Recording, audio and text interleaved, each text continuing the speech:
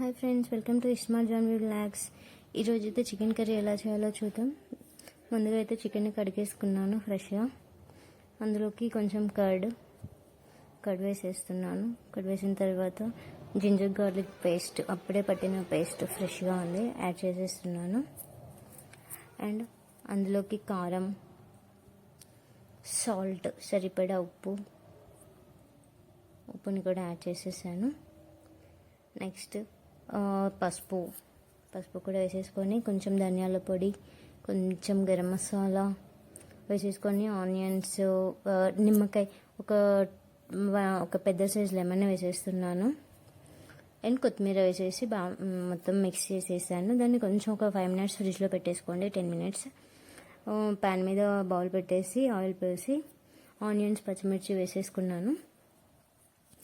Onions, పచ్చిమిర్చి మగ్గుతూ ఉన్నాయి. లైట్గా అందులోనే అల్లం వెల్లుల్లి పేస్ట్ వేసి కలిపెట్టుకుంటున్నాను. అడుగంటకుండా కలుపుకుంటూ ఉన్నాను. అందులోకి కొంచెం పసుపు కూడా యాడ్ చేసేస్తున్నాను. అందులో కొంచెం బే లీవ్స్, బగారా ఆకు వేసేసుకున్నాను. బగారా ఆకు వేసేసుకొని పసుపుని కూడా యాడ్ చేసేసుకోండి. బగారా ఆకు వేయడం వల్ల చికెన్ అనేది ఫ్లేవర్ బాగుంటుంది, కొంచెం ఫ్లేవర్స్ యాడ్ అవుతాయి. కరివేపాకు వేసేస్తున్నాను. కరివేపాకు అయితే ఆప్షనల్. చికెన్ వేసేస్తున్నాను. మ్యారినేట్ చేసేసిన చికెన్ వేసేసుకుంటున్నాను. నేనైతే ప్రతి కర్రీలో యూజ్ చేస్తాను కరివేపాకు. చికెన్ని బాగా కలిపేసుకొని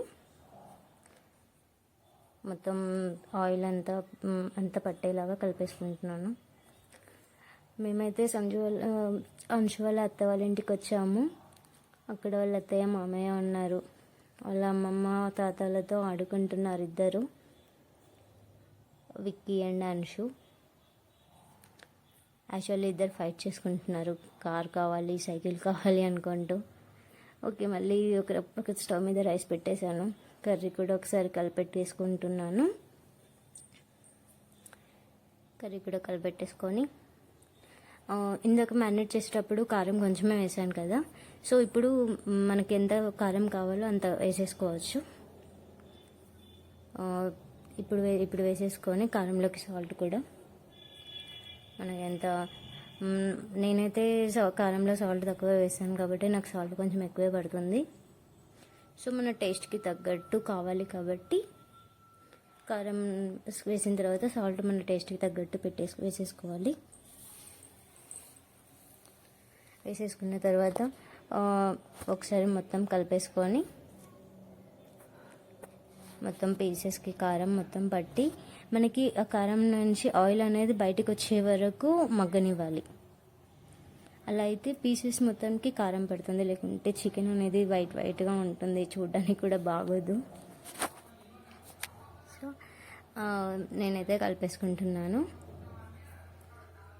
చికెన్ మొత్తం కారంతో కలిపేసుకొని ఒక లిడ్ పెట్టేసుకుంటున్నాను. ఒక 5 minutes తర్వాత లిడ్ ఓపెన్ చేసేసి చూసారు కదా, మొత్తం ఆయిల్ అనేది పైకి వచ్చేసింది. సో యాక్చువల్గా నాకు సూప్ కావాలి కాబట్టి వాటర్ యాడ్ చేస్తున్నాను. మీరు సూప్ వద్దు అనుకుంటే డైరెక్ట్ అలా కూడా సర్వ్ చేసేసుకోవచ్చు, బాగుంటుంది. ఓకే, మా ఇంట్లో వాళ్ళకి సూప్ కావాలి కాబట్టి నేనైతే వాటర్ యాడ్ చేసుకున్నాను. అంతే, అది మొత్తం మగ్గేసిన తర్వాత ఆల్మోస్ట్ చికెన్ అయిపోయింది. అందులోనే నేను లైట్గా గరం మసాలా ఆల్రెడీ ఫస్ట్ వేసాను కదా, సో లైట్గా వేసేసాను. మళ్ళీ తర్వాత మీకు అది క్లిప్ మిస్ అయిపోయింది.